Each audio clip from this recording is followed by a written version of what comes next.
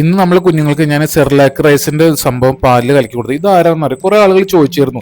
ഇതാണ് നമ്മൾ ആ അമ്മനായുടെ വായിൽ നിന്ന് താഴേക്ക് വാർപ്പിന്റെ മേലെ നിന്ന് വീണ ആ കുട്ടിയില്ലേ, ആ കുഞ്ഞാണ് കേട്ടോ. നമ്മളിത് മെഡിസിൻ ചെയ്തുകൊണ്ടിരിക്കുന്ന അവനും കേശുവിന്റെ പോലത്തെ ഞരമ്പുകൾക്ക് പരിക്ക് പറ്റി തളർന്ന ഒരു കുഞ്ഞാണ്. അപ്പോൾ വലുതാവും തോറും നമുക്ക് മനസ്സിലാവുള്ളൂ എത്രത്തോളം പരിക്കുകൾ പറ്റിയിട്ടുണ്ട്, എങ്ങനെയൊക്കെ ഓക്കാവുമെന്ന് നമുക്ക് അറിയില്ല. എന്നാലും നമ്മൾ അവനെ പറ്റുന്ന രീതിയിൽ നോക്കുന്നുണ്ട്. ബാക്കിയൊക്കെ ഈശ്വരന്റെ കയ്യിലാണ്.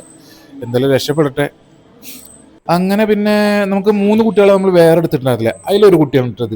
ആ 3 കുട്ടികളിലെ ഏറ്റവും വീക്കായ ഒരു കുട്ടിയുണ്ട്. അവന് ചെറിയ മുറിവും കാര്യങ്ങളൊക്കെ ഉണ്ടായിരുന്നു. അപ്പോൾ ആ കുഞ്ഞിനും നമ്മളിങ്ങനെ പിടിച്ചു കൊടുത്തിട്ടാണ് നമ്മൾ കൊടുക്കുന്നത്. പിന്നെ അതിലുള്ള 2 കുട്ടികളുണ്ട്. ഈ കുഞ്ഞിനും രണ്ടാളും ഇങ്ങനെ ഫുഡ് ഇങ്ങനെ ഇത് കഴിച്ചുകൊണ്ടിരിക്കുകയാണ്. ഇവരെ രണ്ടാളെ ഞാൻ ഒരുമിച്ചാണ് കിടത്തിയിരിക്കുന്നത്. ഇതാണ് ആ 3 കുട്ടികളിലെ രണ്ടാമത്തെ കുട്ടി. ഇതാണ് കേട്ടോ. ഇവർ രണ്ടുപേരും നന്നായിട്ട്, മൂന്നാമത്തെ ആള്, ഇവർ രണ്ടുപേരും നന്നായിട്ട് കഴിക്കുന്നുണ്ട്, ഹെൽത്തിയാണ്. ഇവരാണ് നമ്മൾ അഡോപ്ഷന് കൊടുക്കുന്നത്.